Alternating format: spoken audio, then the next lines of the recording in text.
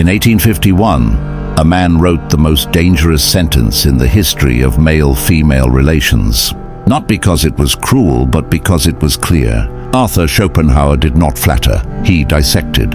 What he published under On Women was not philosophy, it was surgery without anesthesia. The response was immediate. Banned, condemned, erased by those who could not refute it, only fear it. But what they never saw was the one paragraph he never released, not because he doubted its truth, but because he understood its consequences. It sat buried like a loaded weapon. A single observation, so precise and biologically aligned that it made female desire predictable. Not romantic, not mysterious, predictable. It revealed the hidden mechanism, not what a woman says she wants, but what her nervous system reacts to before she even understands it. It stayed locked away for 170 years until 2021, when Dr. Claudia Becker, a German philosophy professor, discovered it in the archives of the University of Frankfurt. She read it and shared it quietly, not with the public, but with clinical psychologists. Their verdict was simple and shocking. The man writing in the 1800s had anticipated what modern neuroscience now confirms. Female attraction is not emotional. It is ancestral, primitive, selecting for survival, not sentiment. It rewards mystery, not clarity, and obeys rules older than love itself. This is why it had to be hidden. If men understood what truly activates female desire, the entire power structure would invert. No more devotion without return, no more confusion disguised as romance, no more begging for attention from a mechanism that only responds to strength, purpose, tension. That paragraph was never meant to be read, but once you hear it, you cannot return to who you were before. Schopenhauer exposed not just women, but why you always felt something was off, even when you thought it was love. Once read, the luxury of pretending is lost. Pretending attraction is fair. Pretending love is reciprocal. Pretending effort leads to reward. What Schopenhauer captured in that buried paragraph was not poetry. It was engineering, a blueprint of female desire drawn from observation sharpened by solitude, long before neuroscience existed. He wrote it before instruments, before psychology had names. And now, over a century later, modern science has caught up. Brain scans, hormonal pathways, attachment theory, all point to the same conclusion. Female desire is not democratic, not rational, not conscious. She does not choose based on kindness. She does not feel pulled by wealth alone. She does not respond to words. She reacts to signal, unconscious signal. The posture of your spirit, the gravity in your gaze, the tension in your silence. You have seen it. The man with no money, no title, yet she follows him instinctively. Why? Because her biology is not listening to logic. It listens to presence. Presence is built in contradiction, in restraint that hints at chaos, in warmth held behind cold eyes, in comfort paired with distance. Most men lose before they begin, not for lack of value, but unread signals. You give her reassurance, but she was wired for tension. You offer loyalty, but her attraction was never triggered by safety alone. She needs uncertainty, mystery, something to chase, something to fear. This is not cruelty, it is reality. The lie that women desire what they say they want has cost you years. They are drawn to dissonance, to the man who contains contradictions and reveals none too quickly. He is soft without submission, distant without disinterest, kind without need. Confusion to her nervous system feels like attraction. This is not seduction, this is recognition. Once you see it, you can't unsee it. Most men fail not from weakness, but misdirection. They apply male logic to female biology, linear thinking, cause and effect, effort equals reward. As if attraction obeyed the rules of mathematics, it does not. She is not a lock you can pick with directness. She is a labyrinth, responding to tension, not transparency. Men do what they are taught, buy flowers, speak openly, confess, chase, and then wonder why she vanishes, not with cruelty, but with confusion. They gave her everything, but nothing to feel. She was not designed for clarity. She was calibrated for internal, subtle, rhythmic conflict that activates her nervous system. Your friend leads with kindness, thinking it will open her heart. He is not rejected for kindness, but predictability. Predictability kills polarity.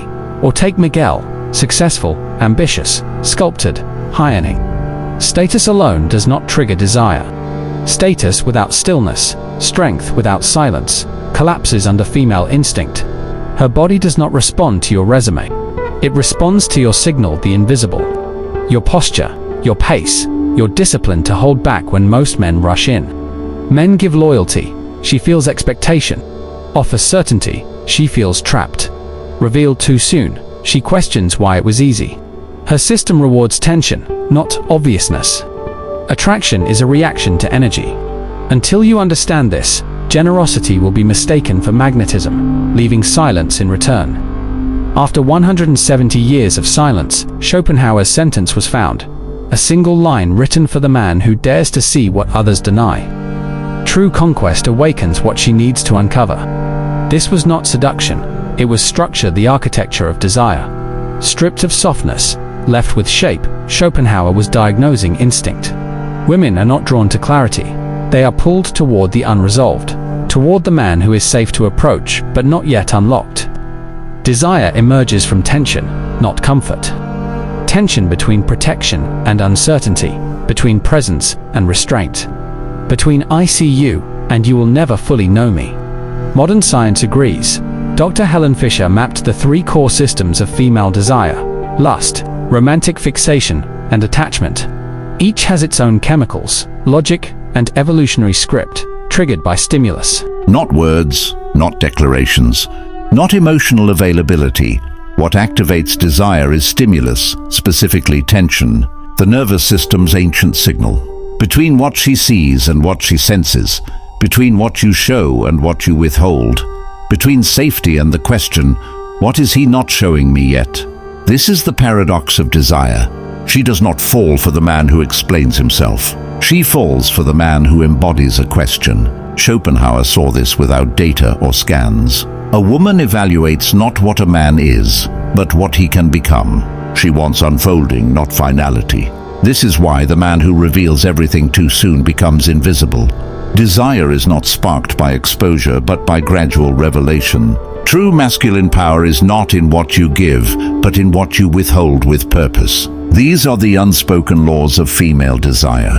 Every man asks the wrong questions. What do I say? What do I do? How do I win her? Schopenhauer asked something deeper: why attraction happens at all. In that question, he exposed the game completely. No tactics, no lines, only laws that move biology without permission.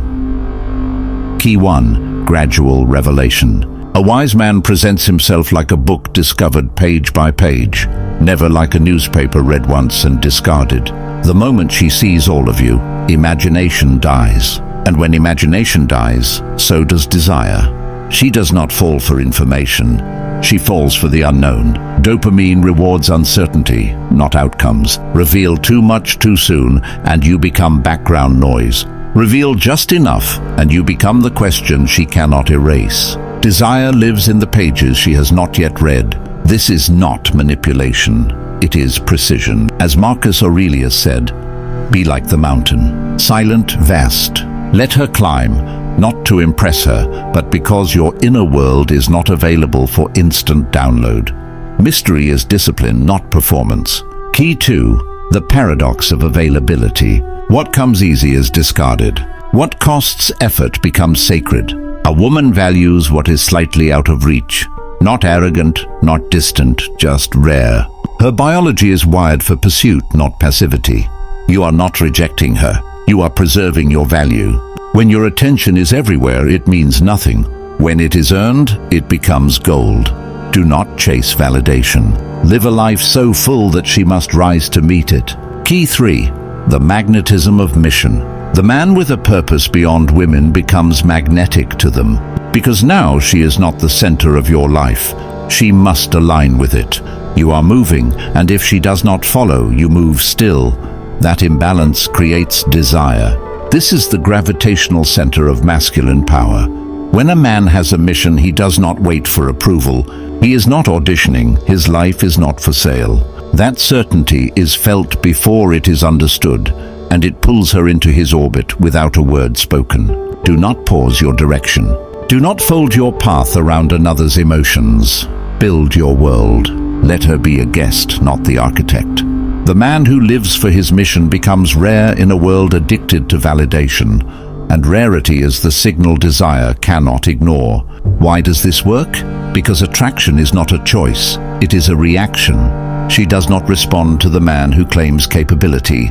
She responds to the man whose life proves it silently. Survival and leadership are instincts older than language, activated by direction and calm fire.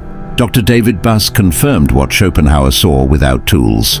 Women select men based on trajectory, not presentation. Not charm, not polished words, not decorative kindness, but the suggestion of a future she wants to be near.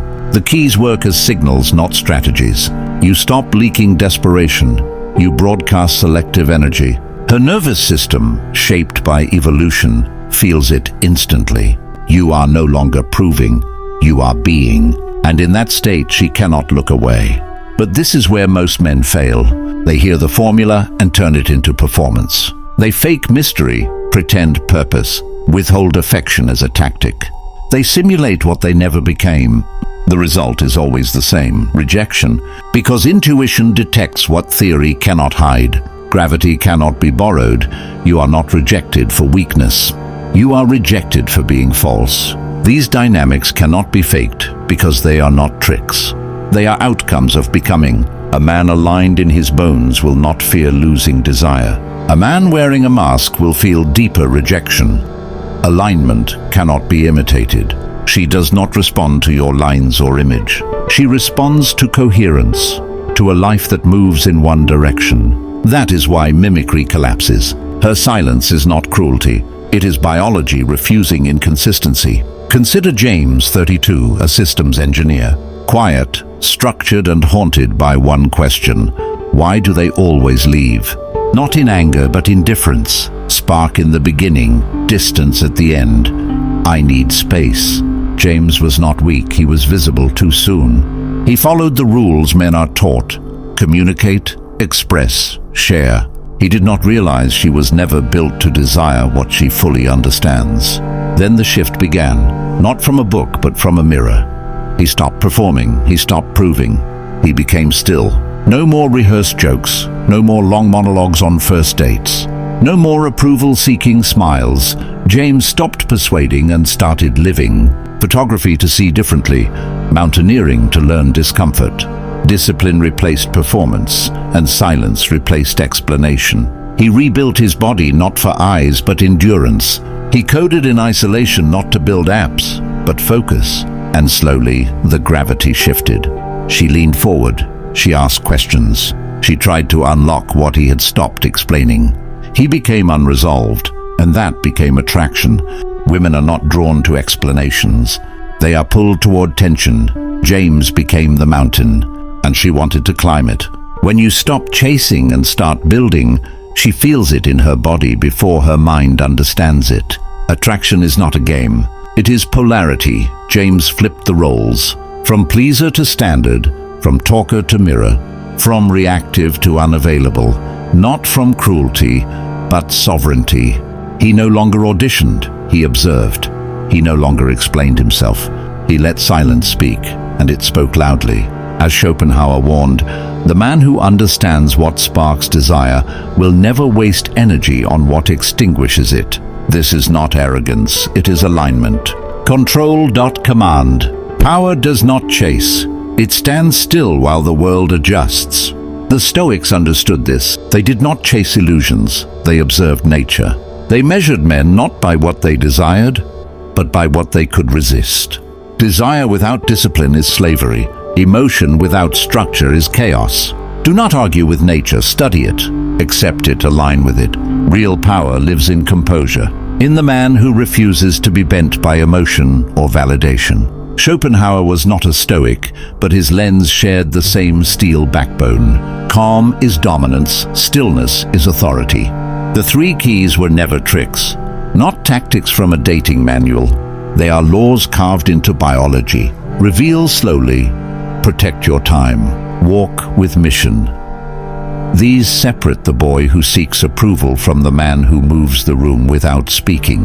He does not hide, he contains. He is unavailable because he is valuable. He walks with purpose because he has already chosen himself. You do not need to charm her. You need to become a man who cannot be ignored, not by pretending, but by becoming. When you live this way, you do not beg for attention. You command it without words. You become the question her mind cannot escape. The calm center in chaos, the man who carries silence like a weapon and knows exactly when to use it.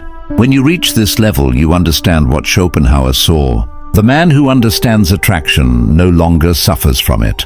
He sees it clearly, he respects it, but he never kneels before it. Understanding replaces obsession, and clarity replaces longing. If this message cut deeper than expected, it was meant to. This was never a lesson about women. It was a mirror held up to you, a confrontation with the gap between who you are and who you could become if you stopped betraying your nature. Every awakening begins with discomfort, with the realization that effort is not power, that approval is not attraction, and that devotion without direction leads nowhere. This is the moment where excuses die and responsibility begins. Ask yourself honestly, which key exposed you? Gradual revelation controlled availability, or living by mission? Which one revealed the distance between the man you've been performing as and the man you are now willing to build? This is not about seduction, it is about sovereignty, not conquering others but conquering yourself. Discipline over impulse, direction over reaction, silence over noise. The world responds differently to a man who has mastered his inner terrain. You were not born to orbit another person's gravity. You were born to generate your own, to stand firm while others adjust, to move forward without apology and without asking permission to exist fully as yourself.